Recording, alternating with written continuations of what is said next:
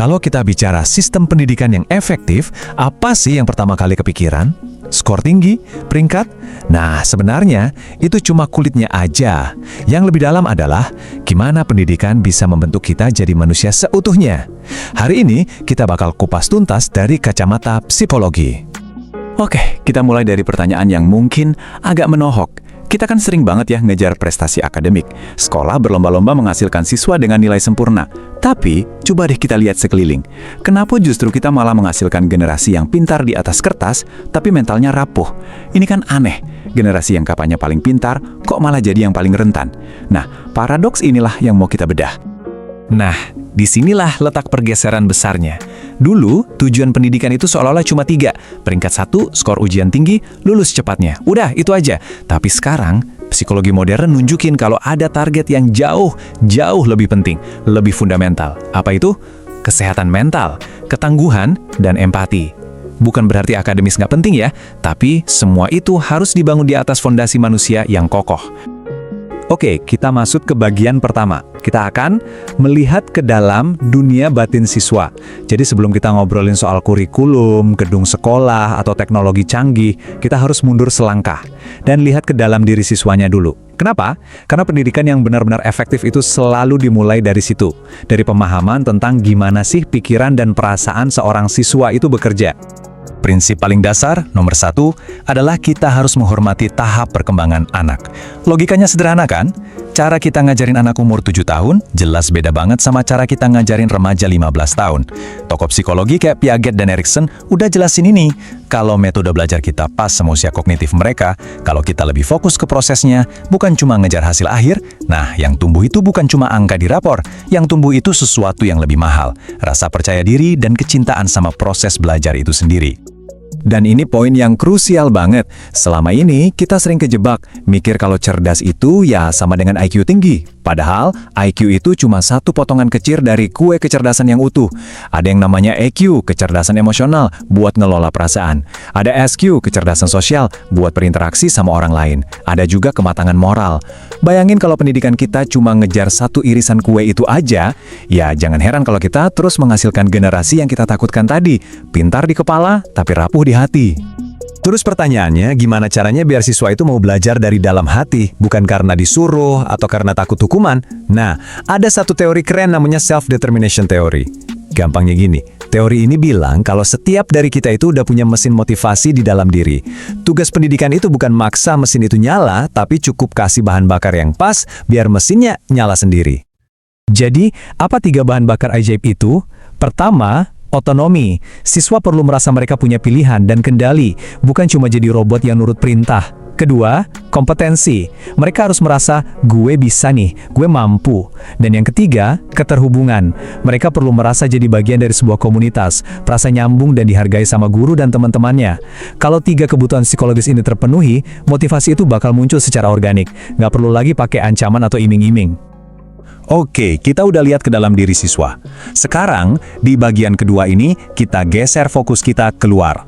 Kita akan membahas ruang aman untuk tumbuh, lingkungan belajar. Kenapa ini penting?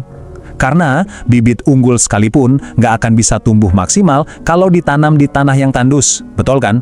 Jadi, lingkungan belajar yang subur itu kayak apa sih? Saya suka banget metafora ini untuk ngejelasin bedanya. Model pendidikan yang lama, yang penuh tekanan, itu ibarat kita maksa tanaman tumbuh cepat dengan cara narik-narik pucuknya ke atas. Apa yang terjadi? Ya patah tanamannya. Sebaliknya, model yang baru ini, yang memberdayakan, itu kayak jadi tukang kebun yang sabar. Fokusnya bukan di tanamannya, tapi di tanahnya. Tanahnya digemburkan, disiram, dipupuk. Nanti tanamannya akan tumbuh kuat dengan sendirinya dari akarnya. Lalu, siapa sih tukang kebun ini? Ya, tentu saja para guru. Peran guru itu jauh lebih besar dari sekedar mentransfer informasi. Guru itu arsitek yang merancang iklim di kelas.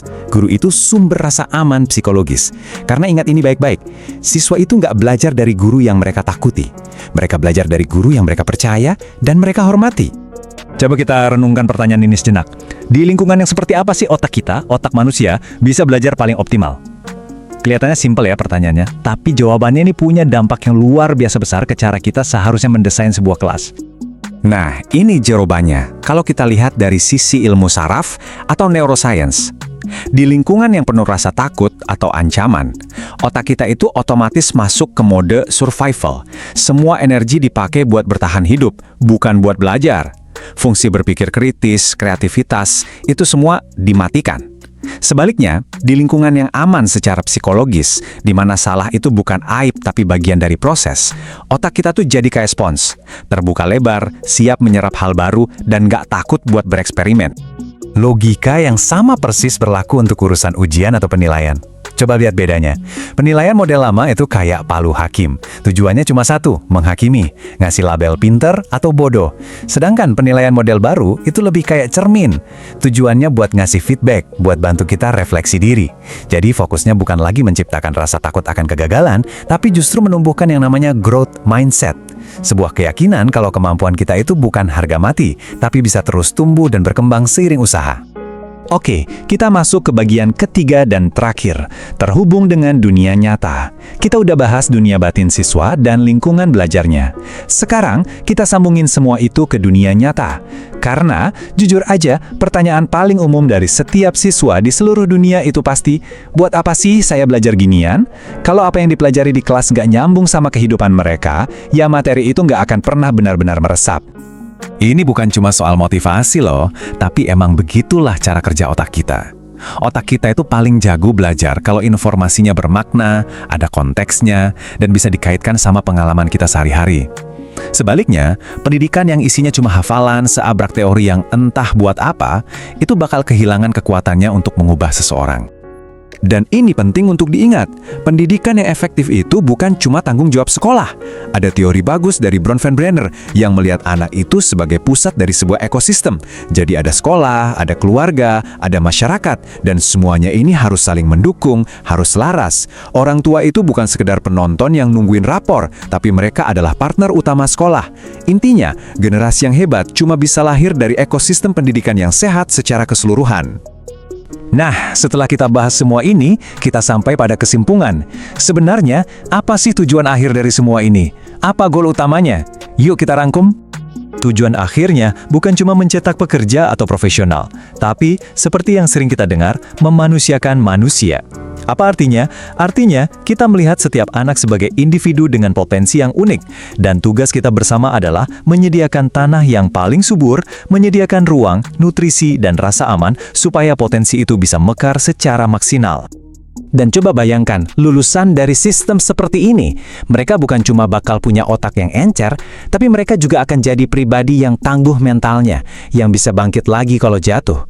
Mereka akan matang secara emosi, peduli sama orang lain, dan yang paling penting dari semuanya, mereka mampu menemukan makna dan tujuan hidupnya sendiri.